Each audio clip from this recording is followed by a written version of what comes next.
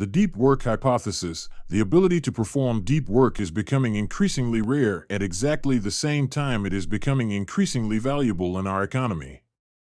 As a consequence, the few who cultivate this skill, and then make it the core of their working life, will thrive.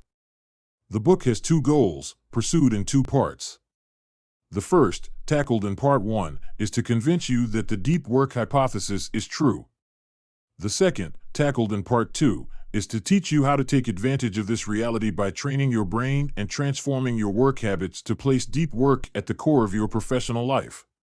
Cal Newport from Deep Work. Deep work. It's the secret to getting so good they can't ignore you, which is the title of another one of Cal's fantastic books, of course. Cal is a computer science assistant professor at Georgetown. He holds a Ph.D. from MIT and writes with the clarity and logic you'd anticipate from someone with his background.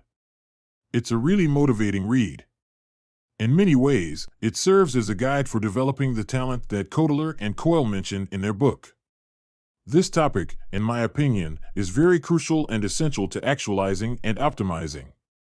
The truth is that most of us are suffocating in the shallow end of the work pool, allowing trivial distractions to keep us from performing the great work we were put on this earth to do in all spheres of our lives. It's time to jump in headfirst. Of course, this book serves as a manual to assist us in doing that. It's full of big ideas, and I can't wait to share a few of my favorites, so let's get started. Deep work versus shallow work. Deep work is professional work done in a state of no distractions that pushes your mind to its limits. These actions add new value, enhance your skill, and are difficult to copy. To get the most out of your current level of intelligence, you have to put in a lot of hard work. Decades of psychology and neuroscience research have shown that the mental strain associated with deep work is also necessary for skill improvement. Deep work concentration without interruptions pushes the boundaries of your mental abilities, adds new value, improves your skill, and the results of this kind of work are hard to copy. Let's compare it to its opposite. Shallow work, non-cognitive, logistical-style tasks that are frequently done while distracted.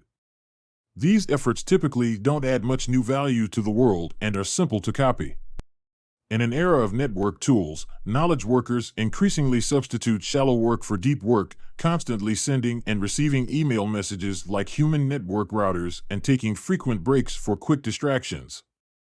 How much time do you spend acting as a human network router, sending emails nonstop and diverting your attention with all the latest push notifications, texts, and attention-grabbing distractions? Deep work equals a workout for your neurons. To understand the role of myelin in improvement, keep in mind that all skills, whether they are intellectual or physical, eventually come down to brain circuits. According to this emerging field of performance science, your ability to perform a task improves as your brain surrounding the necessary neurons with more myelin, which makes it easier and more effectively for the circuit to fire. To be good at something, you need to have a lot of myelin. This is important because it provides a neurological basis for why deliberate practice works. By putting a lot of effort into one skill, you force the relevant circuit to fire again and again on its own. This repeated use of a particular circuit causes cells called oligodendrocytes to start wrapping layers of myelin around the neurons in the circuits, effectively cementing the skill. Because of this, it's important to pay close attention to the task at hand and avoid getting distracted. This is the only way to isolate the relevant neural circuit enough to trigger useful myelination. In Dan Coyle's book The Talent Code, we discovered the key to greatness, which Cal references in the book.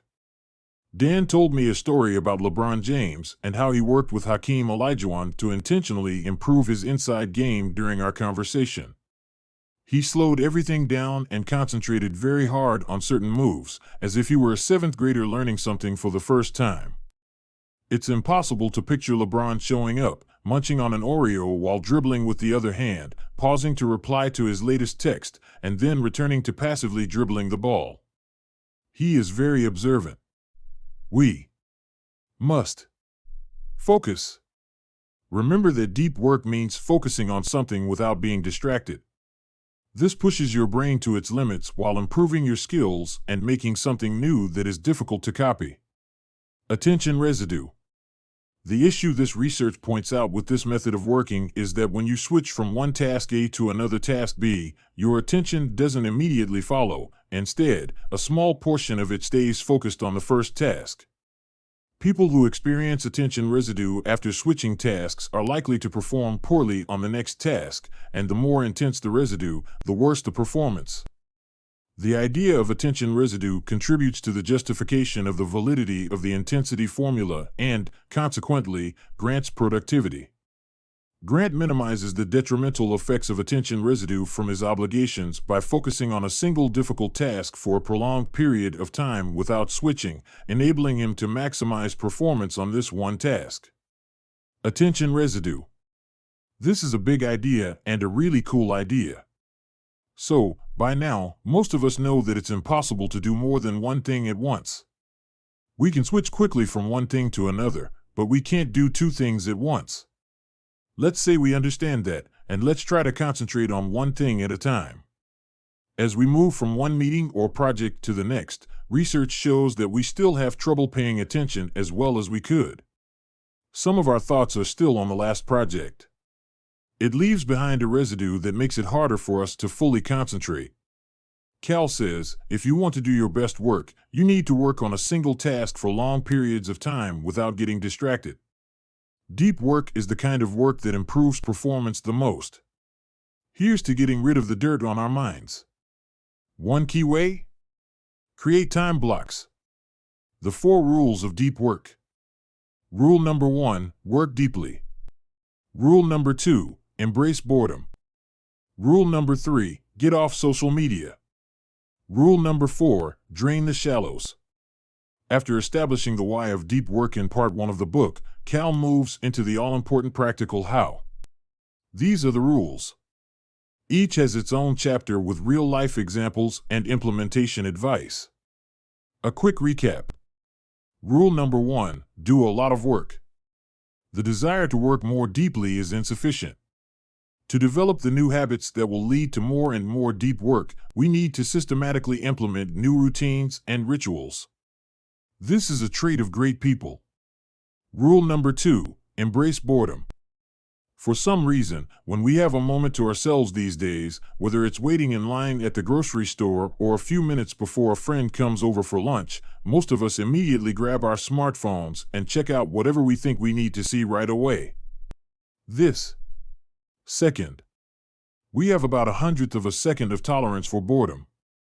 If we want to create the capacity for more deep work, then feeding that beast is not a good idea.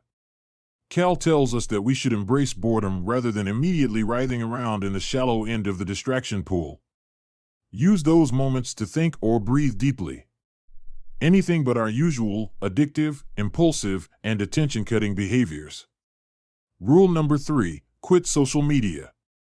If there's a poster child for shallow living, it's social media. Cal explains in a logical way that just because something like social media has some small benefits, like keeping in touch with old friends, that doesn't mean it's worth our time. If we really want to live deeply, working and loving, we can do better than waste our time on social media. The brave ones among us will stop. I've never really used Facebook's personal side, and the exercises in the book made it even clearer that, if I'm serious about my deep work, it's time for me to spend almost no time on social media. Fun. Rule number 4, get out of the shallows. The Shallows is the name of a book that captures the essence of living on the surface. This was written by a guy who was on retreat and doing deep work. We must systematically purge the shallow from our lives as we cultivate deep work. One of Cal's key pieces of advice? Schedule every minute of every day. To bring more mindfulness to your day, not to drive yourself crazy. We want to create big OL time blocks. Remember, the one thing guys call this the number 1 power tool of time management. Then, of course, be flexible as things evolve during the day, but bring yourself back to your commitment to use your time consciously as you drain the shallows. Routines to ritualize deep work. This brings me to the idea that drives the next set of strategies. Before we continue, Here in this channel, we provide you with animated summaries of the best books to help you improve your life and achieve your personal goals. If you are interested, consider subscribing and liking the video.